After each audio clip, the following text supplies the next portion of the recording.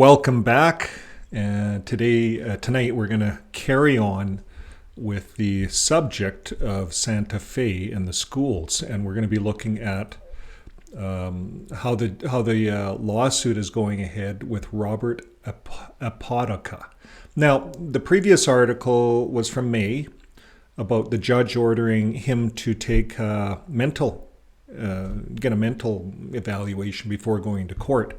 Because this is one of the ways that the lawyers are sneaky and they're getting these pedophiles off. So judges are getting smart. So today we're looking at a lawsuit now. The church and the school officials ignored signs of sexual abuse. So we're going to discuss that. And I'm going to pull you right into the article. Now, in case you don't know, this is from Santa Fe. This is where this is from. It's the whole school district. Now, if you don't know where that is, it's not too far from Vegas, not too far from Albuquerque. Santa Fe, right there. Everyone knows where it is. And this is where this is going down, and this is making a huge impact in the U.S. on what's going to happen in the future with Jehovah's Witnesses. So here we are. We'll get right into this article, the lawsuit, the church, and the school officials. So we'll look at how this all went down. And there we are. So, a new lawsuit alleges local public school, private school, and Catholic church officials turned a blind eye for years to predatory behavior by former school health aide Robert Apodaca, who is accused in several child sex crimes cases and has pleaded guilty to 3 counts of molestation in one of them.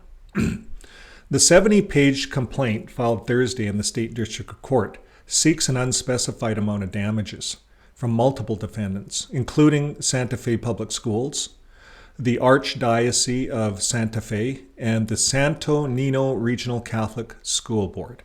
Right on, Judge. It was filed by attorney Paul Linenberger on behalf of a teen who alleges he was groomed and sexually assaulted by Apodaca in 2018 to 2019 school year when he attended Gonzales Community School.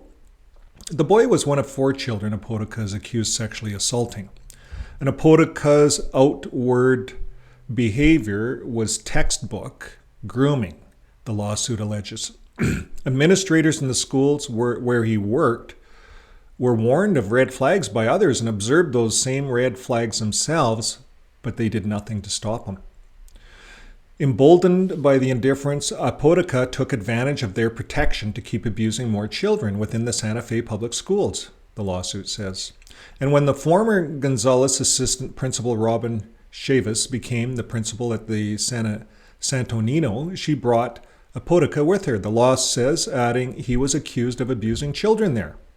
And Santa Fe's public school spokesman Cody Dynarsky declined to comment on the lawsuit Friday because the district had not yet been served with the complaint.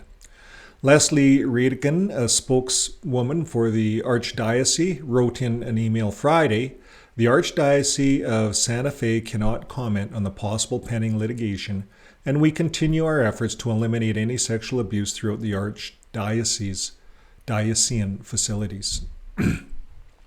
The First Judicial District Attorney's Office charged 4 people, including Chavez, Archdiocese, Superintendent Susan Murphy, and Victim Assistance Coordinator Annette Kilmaka, with failure to report an incident at the San Antonino involving Apodaca in 2021.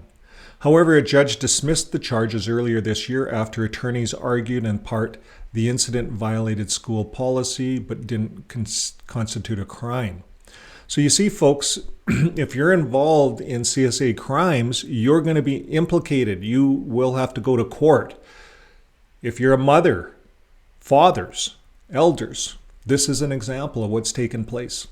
Apodaca took this access and used it to emotionally and mentally manipulate the abused and abuse the boy who has since turned 18, the complaint says. For instance, Apodaca would provide gifts and purport to offer father-like guidance, the suit says, adding at other times Apodaca would mock and belittle the boy, playing on the plaintiff's insecurities. Apodaca drove the boy to various locations around Santa Fe in his private vehicle, including events sanctioned and sponsored by the school, according to the lawsuit. And this happened too many times for the plaintiff to remember and involved sexual abuse. Apodaca was 21 when he began working as a nurse aide at the Santa Fe Public Schools in 2012 and was employed there almost continuously until 2020, according to the lawsuit. He worked at various schools and after-school programs. Apodaca was unusually physical with the specific schoolboys at Gonzales, the lawsuit says. And sometimes he would walk around the school holding hands with the plaintiff. And then a middle school student, the complaint alleges, adding teachers noticed these behaviors and even joked about it among themselves. So there you go, folks. If you see something unusual with an older person like a man and young children, we need to take notice and we need to report it. A security guard who witnessed this alarming behavior reported to the school administrators, who downplayed their concerns and told her to mind her own business, the suit says. The guard alleged she had seen Apodaca and the young boy, who looked sad and scared, emerge from the nurse's office, which had been locked and dark. In an apparent attempt to cover up Apodaca's conduct, school officials instructed the security guard not to write a report on the incident. Sounds like the Watchtower, the complaint says. The guard complied, fearing she was at the risk of losing her position. Apodaca, 32, resigned from San Onino in 2021 after a fellow employee reported she had discovered him in a dark, locked room with a 9-year-old boy on his lap. He later was charged with molesting that child and 3 others, including the plaintiff.